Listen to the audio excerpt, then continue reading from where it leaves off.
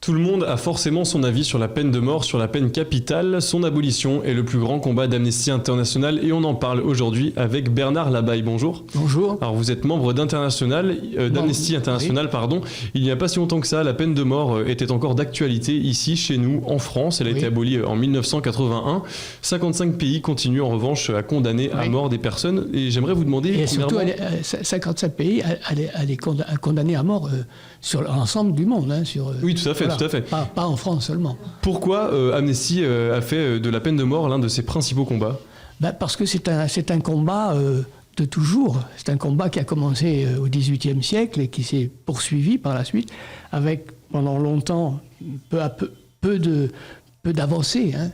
Enfin, des avancées quand même importantes. Il y a des gens exceptionnels, je peux le dire, Victor Hugo et d'autres, hein, qui ont porté ce combat. Mais bon, il a fallu attendre 2 guerres mondiales, beaucoup de morts, et donc voilà que en 1948, dans la Déclaration universelle des droits de l'homme, pour la première fois, le droit à la vie, dans l'article 3 de cette déclaration, est porté par les représentants de nombreux pays. La France a donc aboli cette pratique, mais est-ce que vous ne pensez pas que l'État français pourrait avoir et devrait avoir même un pouvoir d'influence sur les autres pays qui continuent à utiliser cette pratique ? Si, bien sûr, elle peut avoir un droit d'influence, mais nous estimons, Amnesty, que ce droit d'influence doit se faire au sein d'un collectif. Et c'est pour ça que le combat qui a été mené maintenant depuis 1948, hein, je vais toujours revenir à cette date qui est fondamentale, le droit à la vie, et a été porté par des grandes organisations. Et la France a agi, et Amnesty International, en France, a agi dans ces grandes, dans ces grandes associations, enfin, comme la Coalition mondiale, par exemple, qui regroupe 60 pays, et qui a fait de ce combat contre la peine de mort le combat le plus important. Nous, on pense vraiment que c'est un combat qu'il faut continuer à mener, toujours au sein d'un collectif, au sein d'organisations.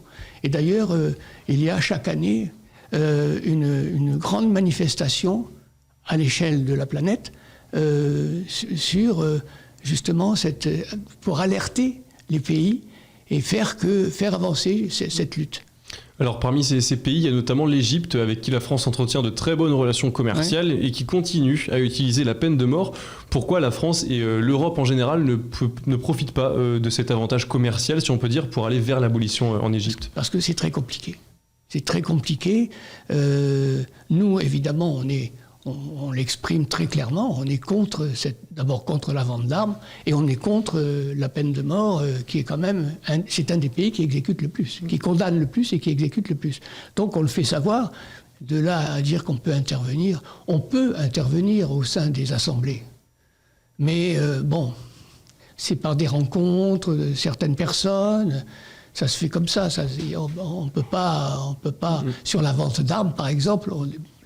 Je ne dirais pas qu'on est impuissant, mais de là à dire à l'État français, surtout ne vendez pas de Rafale, on va nous renvoyer tout de suite, et les emplois, etc. Et il y a l'aspect économique qui joue beaucoup. Je ne vais pas m'étendre, j'essaie de bien répondre à votre question. Parmi les pays qui utilisent la peine de mort, il y a notamment l'Iran. Donc il est considéré comme le 2e bourreau au monde. Pourquoi il est considéré comme le 2e plus grand bourreau du monde ? Ce qu'on constate, indépendamment de ce qui se passe en Iran, c'est que dans tous les pays, et là je reprends les termes de Hugo, dans tous les pays où on condamne, on constate qu'on condamne et où on exécute, hein, c'est important. Parce qu'on condamne beaucoup et on exécute quand même moins. Et c'est aussi un progrès. Hein. Parce que donc, votre question, c'était... Attendez, je suis... Pourquoi l'Iran est considéré comme le 2e bourreau du monde ? Parce que c'est un pays totalitaire et qu'ils utilisent, comme tous les pays totalitaires, c'est le cas de la Chine notamment, on pourra en parler si vous voulez, comme tous les pays totalitaires, ils considèrent que la condamnation à mort, c'est un bon moyen de gouvernement. La peur, dans ces pays-là, est un argument massu. La peur, la répression, et en première place... Les chiffres en Iran sont hallucinants. En Iran, on parle de 246 personnes, je crois, exécutées en 2020. 246 morts. Mais en première place, avant l'Iran, on a la Chine, qui empêche, elle, toute surveillance de ces statistiques à ce niveau-là. Qu'est-ce qu'on sait de la situation concrètement dans ce pays-là actuellement? En Iran, pour les mêmes raisons, il y a beaucoup de condamnations et beaucoup d'exécutions pour les mêmes raisons. C'est-à-dire que l'État chinois, notamment la tête de l'État, utilise avec les Ouïghours par exemple, utilise cette peine de mort et ces exécutions pour dire aux gens, tenez-vous tranquilles, tenez-vous, sinon, vous voyez ce qui va arriver. Toujours cette pratique de la peur. On n'a pas le chiffre. C'est pour ça que c'est difficile même de donner un chiffre pour la totalité des exécutions, parce qu'on ne sait pas en Chine. On ne peut même pas avoir une estimation. D'autres parlent de plus de 1000 morts. 1000 morts, vous pensez ? 1000 exécutions, oui. C'est énorme, mais malgré ces pays, il y a quand même de l'évolution dans le monde à ce niveau-là. De plus en plus de pays sont en route vers l'abolition de la peine de mort. Où en est justement cette abolition dans le monde en ce moment ? Dans le monde, à l'heure actuelle, j'avais commencé, je crois, à le dire, il y a un recul très net. Très très net, je vais vous donner quelques chiffres, parce que je n'ai pas retenu tous les chiffres. Vous voyez, la première campagne d'Haï contre la peine de mort, c'est 1977. Entre 1977, il y a eu... on est passé de... pas dire de bêtises, de 1477 dans 55 pays de condamnation, alors qu'on était à beaucoup plus que ça. Et 483 exécutions dans 18 États, c'est relativement peu par rapport aux milliers d'exécutions qui avaient lieu au lendemain de la guerre, par exemple. Donc il y a une réelle avancée quand même. C'est plus qu'une avancée, c'est un espoir. C'est un espoir et c'est pour ça que je pense qu'on peut déjà envisager que dans, je sais pas, 20, 30 ans, l'abolition aura triomphé partout. C'est cet espoir qui maintient ce combat, justement, Amnesty International. C'est cet espoir qui maintient ce combat et qui nous encourage à nous battre encore plus. Que ce combat soit le fait de plus en plus de pays. Donc c'est votre combat principal. Donc comment faire évoluer la situation ? Je sais que Amnesty met beaucoup de projets en place pour lutter contre ça. Comment faire ? Comment Amnesty lutte contre ce combat-là ? Pour ce combat-là ? Pour ce combat ? Eh bien, comme je l'ai dit, en se regroupant avec d'autres forces pour agir sur les pays qui sont non abolitionnistes, dans la mesure où on peut le faire, mais on se rend compte quand même que dans certains pays qui exécutent beaucoup, comme l'Iran, comme l'Égypte, comme l'Irak encore, la Chine bien sûr, toujours en tête, et on sent une petite gêne, une honte même quelquefois. Et on se dit qu'il faut mettre le paquet, comme on dit vulgairement, pour faire que les choses avancent vers l'abolition universelle. Ça nous motive beaucoup, l'idée de l'abolition universelle.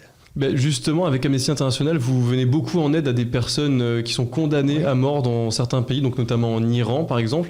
Est-ce que ça aussi, ça vous motive en quelque sorte de voir que vous pouvez faire quelque chose pour ces personnes-là en individualisant chacun ? C'est le même combat, c'est toujours le même combat. Alors c'est un combat qui peut être individuel de la part des militants ou de soutiens qui ne sont pas forcément militants, mais qui sont prêts à se battre avec nous. C'est le combat de notre groupe aussi. Lors de réunions, on aborde beaucoup ce sujet et on essaye de voir un petit peu comment on peut agir, notamment par, comme je crois vous l'avoir dit, par des courriers, par des pétitions, par Internet, que je n'ai pas, mais bon, on trouve toujours le moyen de se battre quand on veut vraiment se battre. À ce jour, au jour où on se parle, quelles sont les recommandations concrètement d'Amnesty International à ce niveau-là ? Les recommandations de quel type ? Qu'est-ce qui pourrait être fait pour changer tout ça, à votre échelle ? Pour avancer, on va revenir un petit peu sur ce que je viens de vous dire. Dans ce cas, j'ai une autre question à vous poser. Même si elle est abolie, la peine de mort, c'est quand même un débat de société. En soi, chacun est pour, chacun est contre. Qu'est-ce que vous pensez, vous, justement, de ce débat ? C'est un débat de société parce que je pense que ça concerne de plus en plus de gens. Des gens qui pouvaient être autrefois indifférents, qui le sont moins maintenant. Je vois par exemple en France, on a un chiffre, quand la peine de mort, la veille de l'abolition de la peine de mort en France, il y avait 62% de gens qui étaient pour la peine de mort. Aujourd'hui, il y a 70% de gens qui sont contre. Vous voyez l'évolution ? En relativement peu de temps. Bon, ça montre quand même que, voilà... Les mentalités ont évolué. Quand on parle de mentalité, c'est très important. C'est très important. Et bon... toute l'Europe maintenant, la peine de mort est abolie dans toute l'Europe, sauf la Biélorussie, bien aimé de M. Poutine. Enfin bon, là, je ne vais pas donner le nom. On espère en tout cas que les mentalités vont changer. Merci beaucoup d'avoir été avec nous. Donc, je rappelle que vous êtes membre d'Amnesty International. On peut suivre d'ailleurs toutes vos actualités et signer vos pétitions sur votre site amnesty.fr.